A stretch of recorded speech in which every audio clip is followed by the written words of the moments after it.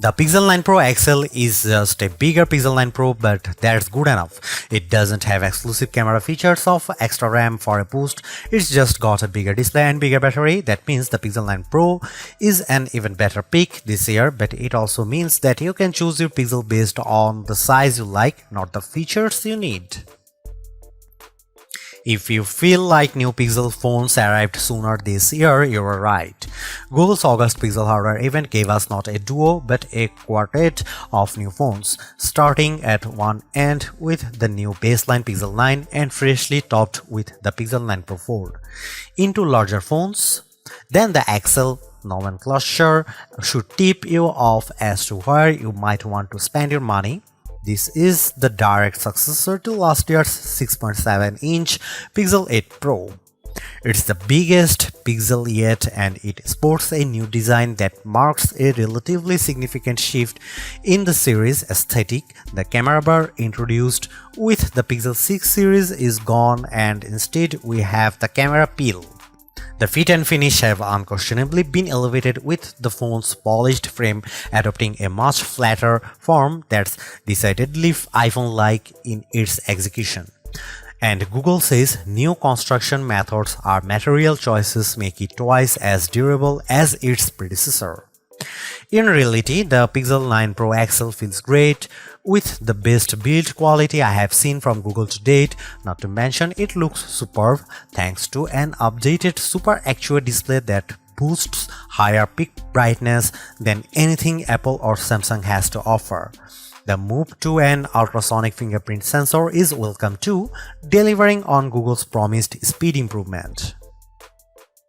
The same 7-year commitment to OS and security updates helps the Pixel 9 series stand apart from rivals from Apple and Motorola. The phone's earlier than usual arrival in the calendar year means that this is the first generation of Pixel in a long time that doesn't debut with a new build of Android. It will benefit from the same future releases of Android as the Pixel 8 line and likely no more. Beyond the usual fare of a clean Pixel experience, AI is all Google is talking about, with an updated Gemini Nano model that is multimodal and 3 times more capable running on device. You'll find AI-generated features throughout the user experience. Most notably, there are 3 new apps to play with: a new weather app that's richer and more customizable with AI-generated weather reports, a new screenshots app that, as well as helping organize your captures, allows for semantic search, and Pixel Studio, which allows for on-device text-to-image generative AI that Google pitches as a new creative tool. Feel free to reconcile your feelings about using AI-generated imagery in your own time. The cost of the Pixel 9 Pro and Pro XL also includes a year's access to Google One AI Premium with Gemini Advanced and its new Gemini Live feature. Gemini Live is a decidedly ChatGPT 4-like conversational experience with Google's off-device AI. It works well for things like how-to guidance and recipe help, but still comes with limitations surrounding how it can actually action on-device tasks for you. All the on-device AI experiences are powered by Google's new Tensor G4 SoC paired with new higher RAM ceiling of 16GB. Previous Pixels already felt fast in day-to-day use, but existing users will notice speed improvements for things like image processing and app load times, even if these gains are seemingly slight. Benchmarks only put the Tensor G4 about 10% ahead of G3 in terms of CPU performance, with more noticeable graphical gains and, of course, NPU gains for AI tasks. The other big aspect of any modern AI-enhanced Pixel phone is the camera experience. The hardware looks for the most part similar to the Pixel 8 Pro, albeit with a much higher resolution selfie snapper with a tweaked ultrawide on the back. However, Google claims to have reworked its HDR Plus pipeline end-to-end, meaning more true-to-life imagery. In daylight, I had few complaints, and the Pixel 9 Pro delivers great detail and accurate colors and with dynamic range. Night sight ensures low light shooting is almost always rescued from unusable to usable, even if it can still be a little heavy-handed in its post-processing. The expansion of that HDR Plus pipeline to panoramas means much better results, especially as night sight is now supported here too, although I do wonder whether this upgrade will simply manifest as a feature drop update for previous Pixel models in the near future. Another Pixel 9 Pro exclusive is Video Boost, which can now scale 4K footage up to 8K and proves particularly useful when zooming up on the phone's 20x limit. There's another side to the imaging experience on recent Pixel's Magic Editor. Beyond moving elements around in a shot of turning a blue sky to golden hour, the new Reimagine button lets you enter text to generate completely new elements in a shot. It's unquestionably fun and creative, but it also throws out any semblance of authenticity to shots you have captured yourself. Unlike the Samsung, there is no AI watermarking going on with edited images either. Although that Tensor G4 chipset doesn't mark a huge leap forward in raw horsepower, it certainly has helped with power efficiency, with the Pixel 9 Pro XL serving up almost 70% more screen on time compared to the Pixel 8 Pro. The jump from 30W to 37W wired fast charging speeds in a small but welcome bump too, although it looks like you'll have to grab Google's 45W charger for the absolute quickest recharge times based on my testing with similar chargers. Perhaps the biggest benefits with the Pixel 9 Pro line offers is that beyond the XL's larger screen and physically bigger battery, there is no compromise across both sizes. If you are happy with the premium, the Pixel 9 Pro XL is the most unapologetic, bombastic Pixel experience you can have right now outside of foldable land. Even if the jump from the Pixel 8 Pro isn't as significant as I would have liked, and it feels like this is more a means for Google to cultivate new Gemini Advanced subscribers, I can't help but appreciate the Pixel 9 Pro XL for being greater than the sum of its parts. It may only be just enough of an upgrade, but it is enough. While Google announced 4 phones at its August 2024 event, the standard Pixel 9 and Pixel 9 Pro XL are the two that hit the market first on August 2020. Meanwhile, the Pixel 9 Pro and 9 Pro Fold arrive on the scene September 4. In the UK, you can pick up the Pixel 9 Pro XL with double the storage at no extra charge on purchases made from September 5. US buyers can nab $200 in-store credit if ordering before August 28, and Australian buyers can pick up a limited edition poster with purchases made before August 25. The addition of the new smaller Pro model this year helps Google justify its decision to render the Pixel 9 Pro XL the most expensive candy bar Pixel to date. It starts at $1,099. It's practically like for like when compared to equivalent storage option of the iPhone 15 Pro Max, truly putting an end to the notion that the Pixels are the affordable flagship option.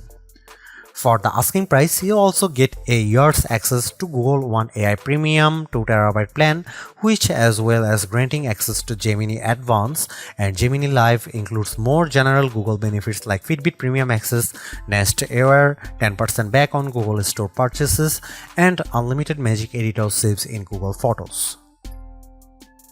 A pixel in iPhone font, that's the shorthand I keep coming back to the newer Pixel 9 series design language. The size and feel of the XL's new squared aluminum frame immediately reminds me of Apple's current iPhone 15 Plus and iPhone 15 Pro Max in the hand. Does that polished metal attract fingerprints? Absolutely, but not anywhere near as badly as expected. This new squared form, paired with the heaviest build of any candy bar Pixel yet, leads to a more premium look and feel overall. This is helped further by the Pixel 9 Pro XL's slimmer profile compared to the Pixel 8 Pro, and side by side with my wife's old Pixel 6 Pro, the jump in build quality is truly impressive. One update I'm not sure I love quite so much is the loss of the camera bar, which is replaced in this generation with a camera peel that protrudes out of the phone's rear panel at 90 degrees. It makes for a more bold and confident aesthetic, but it's not as quickly identifiable as the bar. As well as the cosmetic changes, Google also claims that the Pixel 9 Pro XL's new mid-frame design, not to mention its 100% recycled aluminum outer frame, Gorilla Glass Victus 2 front and rear panels, and IP68 certified protection against dust and water ingress, make the new phone twice as durable as its predecessor.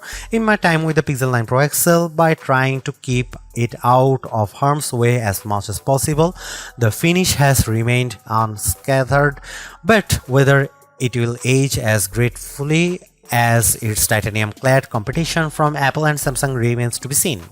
Both sizes of Pixel 9 Pro come in 4 colorways, with Obsidian pictured most prominently in this review. The hazel finish most closely apes the iPhone 15 Pro's natural titanium look, and the Galaxy S24 Ultra's titanium gray, while porcelain and rose quartz offer decidedly more vivacious options.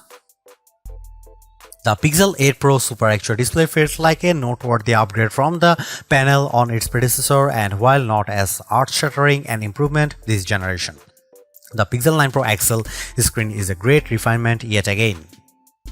Although it sports the same resolution as the Pixel 8 Pro's panel, both high brightness and peak brightness levels have been cranked up to 2000 and 3000 nits respectively, meeting or beating key rivals in a spec-for-spec comparison.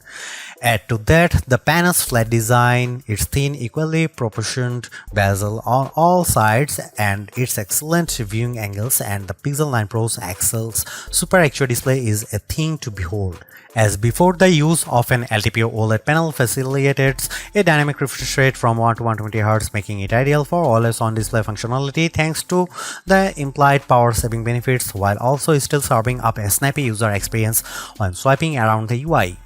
One of the more prominent changes you might not immediately notice is the fingerprint sensor. Instead of the optical module used since the Pixel 6 series, Google has gone the way of Samsung and instead kitted the Pixel 9 Pro XL's display with an ultrasonic sensor.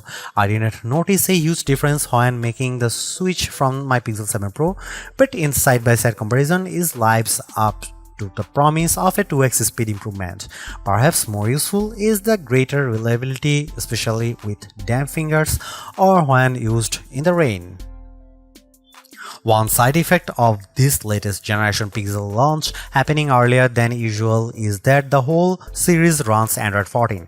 Typically, Google times the arrival of its latest smartphones to coincide with the release of the next Android, but the Pixel 9 debut on the same Android 14 foundation as the Pixel 8. At least the company's even impressive commitment to 7 years of updates persists, meaning the phone's price tag includes excellent long-term support for both future releases of Android and subsequent security patches, an area where many rivals still fall short. As a long-time Pixel user, the look and feel of Android on the Pixel 9 Pro XL is characteristically clean, easily navigable, pleasantly customizable, and dressed with helpful everyday features that aren't guaranteed on other phones. That said, the Pixel 9 Pro XL does get some Pixel exclusive editions that up the ante, all of which lean on Gemini AI. There is a new dedicated weather app that generates dynamic weather reports to make insights into each day's weather more digestible than ever. The ability to drag and drop the various in-app widgets for things like UV index, 10-day forecast, and air quality is a nice perk too. Next up is the new Pixel Screenshot app, which seems like an odd addition at first, but for list makers, students, and journalists, it offers surprising depth. You can add notes to individual screenshots and group them into collections too. The app can index screenshot content across text and images, making it searchable. This allows for semantic search and object recognition, as well as recognizing Wi-Fi passwords and QR code information. Pixel Studio uses an on-device variant of Imagen 3's diffusion-based text-to-image generative AI, allowing you to create imagery seemingly from scratch. You can remix results using predefined style prompts or sculpt off a completely original prompt if you prefer. At launch, Pixel Studio won't render people, but it's fine with objects and animals. It also managed to render legible text without much artifacting, a challenging test that I have seen other image generators fail. Right now, the application proves novel enough, but there is a scope for everything from messaging to graphic design work, depending on your feeling towards the use of AI-generated imagery. Should you buy the Google Pixel 9 Pro XL?